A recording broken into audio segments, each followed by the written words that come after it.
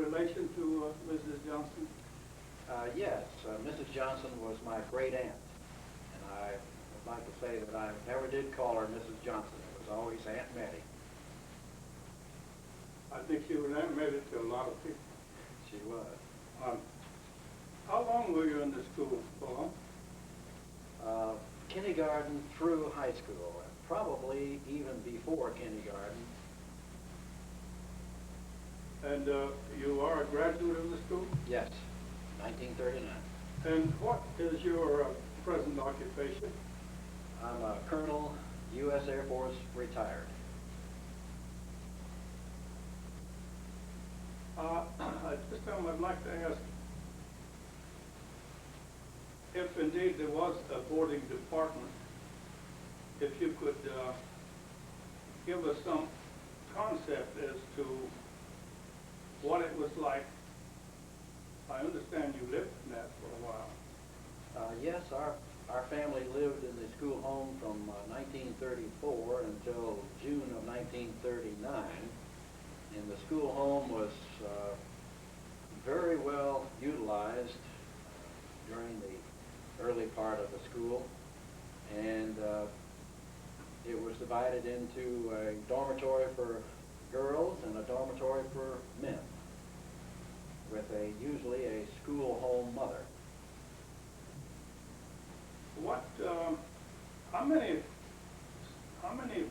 in this boarding department? The last number that I remember was about 14 to 16. And again, this is 1939. It's a long time to remember something. That's both girls and boys. There was a division between some kind of was there a hallway down? There was a hallway, and the south side was the girls' side, and the north side was the men's side, with facilities for both sexes. I would like to ask the size of the facilities that 6 or 8 students were to utilize and all come down to breakfast at the same time. The dining room, which was a large open area, and also was used for the living room area, I would guess would be about 30 by 40, or maybe even a little larger than that. And the dormitory for men was approximately 40 feet long and about 10 feet wide, with bunk beds or cot for the sleeping, and the same thing for the females. What about the... I'll not ask the question, but when we go, you just simply elaborate more on the life in the school, on what it consisted of, and so forth. All right?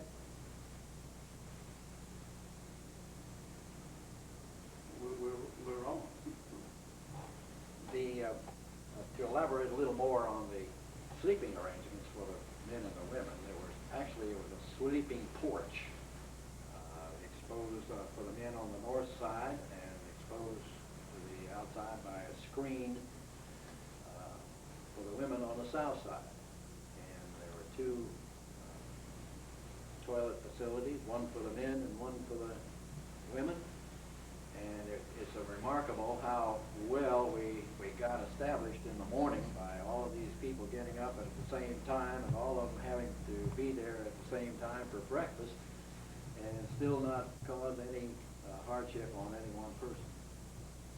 It seemed to work out very well, and I can always remember that for breakfast there were 2 rings of a bell, one to say it's getting close, and the last ring was now's the time to sit down. So we all got there and sat down together. Those bells, I think, were about 5 minutes apart. Approximately 5 minutes apart.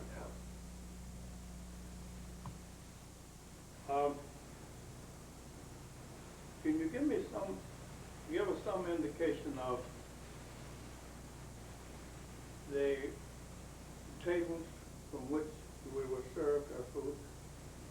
Were they had white tablecloths on them, or were they barren, or? They were barren, and there were usually anywhere from 3 to 4, and depending upon the occasion, there might even be more than that set up for dinner, and each person had a set place to go for every meal. And before we ate, we always stood up behind our chairs and said a silent prayer. And then Aunt Mattie would say, Amen, and we'd sit down and start eating. I might also say that Aunt Mattie had a separate bedroom on the ground floor of the school home. In addition, there was an office room where she would dictate letters, do a lot of the official business of the school. And Dad and Mother had a bedroom that was on the ground floor also, very close to Aunt Mattie's bedroom. What were the responsibilities of your mother? Well, she was the secretary of the school, and just about anything else that needed to be done, she would do it. She took care of Aunt Mattie in her last couple of months when she was so ill, and in addition to still maintaining the school official business, secretary of the school. And Dad was a teacher at the school in the manual training and the folk dancing, and except for the last year, I believe. And, he was also a coach, along with Kenny Kane, who was also one of our coaches, and I might say a very good one at that, too. I would like to go back to the tables on which we had our meals. I think those were made in our own shop, were they not? Yes, they were. And the table that Aunt Mattie sat at was a very, to me, fancy-looking black wood table that was made from I think a piano, but I'm not really positive of that, but that's what I was told at the time. And it was a beautiful table, quite large. And of course, all the teachers usually sat at that one. The students didn't have a chance. If I remember correctly, your dad made those tables. My dad made those tables. With the help of the students in the manual Right, training. in the manual training. I think that gives us a pretty good picture of the school home, the boarding department, and the life of the students. I might go a little further and ask you something about your memory of the school itself. If you'll tell us something about the life classes and how the subject matter was presented. This is in the lower group.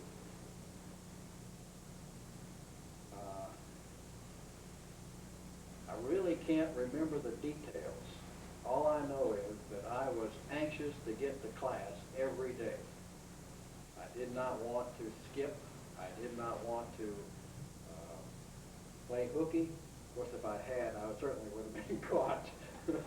But in any event, class was not only fun, but it was very educational, and I thoroughly enjoyed it. The interplay between the students and the teachers was outstanding. The teachers would enter into whatever activity you were doing and almost became part of the class itself. It seems like then what you're saying is that mathematics or arithmetic at that age could be utilized in construction of a block house, of which we made with a block they had in school. You learned something of natural physics. So the class activities, the activities of the class were directly tied into what you might call the subject matter, if you care to. Yes,